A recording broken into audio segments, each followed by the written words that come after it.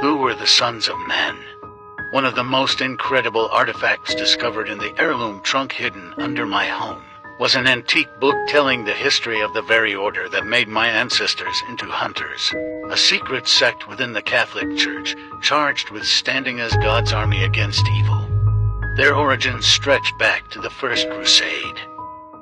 Made up of the Church's most accomplished exorcists, a wide variety of hunters specializing in supernatural monsters, and a holy order of magical knights called Paladins, dating back to the ancient days of Charlemagne, united with the Church's forces to stamp out all supernatural evil, wielding many magical relics, and guarding the Order's greatest weapon.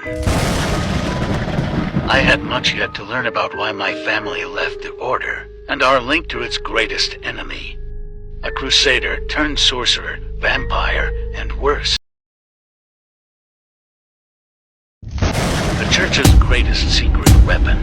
During the First Crusade there was an incomparable pair of knights, lifelong friends Raphael Caron and Dmitri Vadeska. However, Dmitri worked occult magic in secret, twisting ancient secrets to manipulate both men beyond mortal.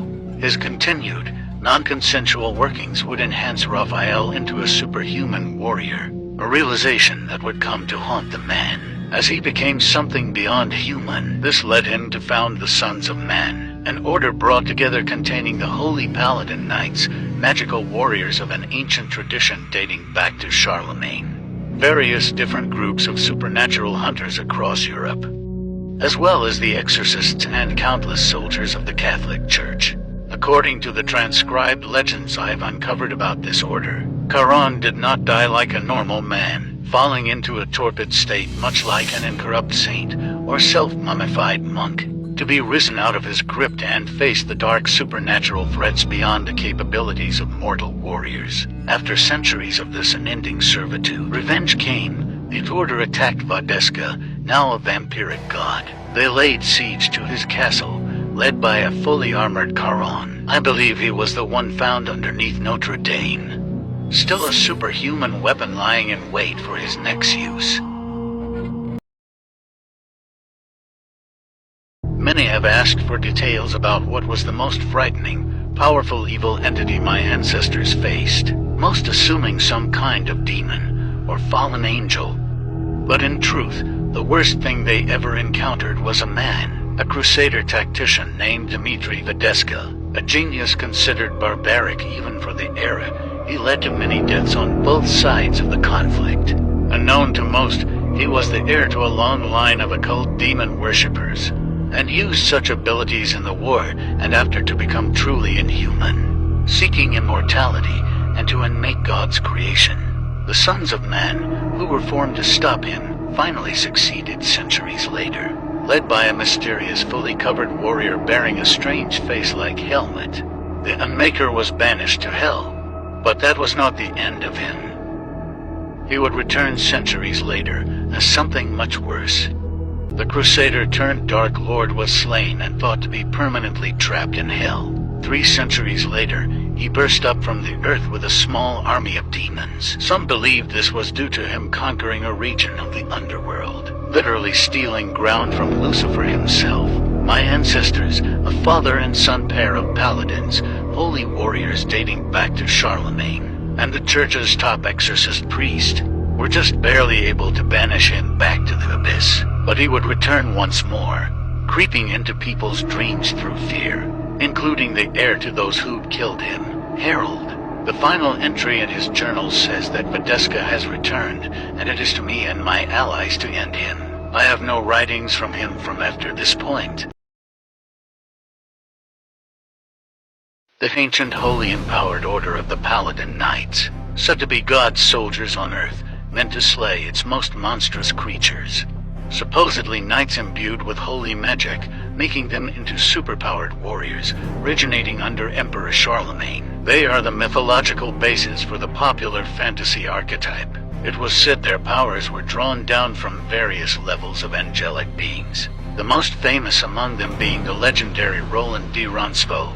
Hundreds of years after their formation, several from the order marched east to join in the Crusades. It was through connections made in this conflict that the Sons of Man was born, joining the Paladins with hunters, the Church's exorcists, and soldiers. My ancestors joined this order and became Paladins 700 years later. Theobald and Reinhold, father and son, collected holy relics in their work that the family maintains to this day. The next in line, Harold Oldry, was a Paladin as well for a time. His writings tell of compiling inner conflicts, first involving the Order's treatment of recruits from African missions, and then a disastrous botched mission against man-made horrors, led to his permanent loss of the power, but the family would continue on regardless, and Paladins did exist for at least a short time longer. Whether any equivalent still does, I don't know. High Exorcists. One of the most incredible elements I've uncovered about the Sons of Man. Church sources claim they existed solely among higher-ranking clergy, but according to my ancestor Harold Oldry's writings, which I have inherited, their equivalents could be found in many other religions and cultures on virtually every continent in the world. Where normal exorcists were ordinary priests that performed the rite of exorcism, high exorcists could cast out demons of their own will, imbue holy relics to use against them, empower knights into paladins, and even summon angels from heaven under the right circumstances. When my ancestor, the Paladin Theobald Oldry, faced off against the Unmaker with his recently empowered son at his side, it was a high exorcist that assisted them in infiltrating Videsca's stronghold and banishing him back to hell. What was the purpose of St. George's Keep? The secret Sons of Man dungeon holding monsters and demons. Take a quick look through the subterranean cells at the myriad imprisoned horrors once held within the impregnable fortress that sat atop hallowed ground for multiple decades. According to my ancestors' writings, this was a place of deep study and research. The old stone walls held almost every supernatural creature capable of being captured, in hopes of learning how best to combat them. It also stated here that it was my forefather, the Paladin Reinhold Oldry, who captured many of these specimens. That it was his son, Harold Oldry, that collected the photographs into an album, and grandson, Harold Jr., who entrusted them to the vampire Alexandra for safekeeping. It seems that she spent a time as a prisoner of the keep herself. She's allowed me to show her photos, claiming to look far different now, and it was she who passed the album along to me, claiming it to be my birthright.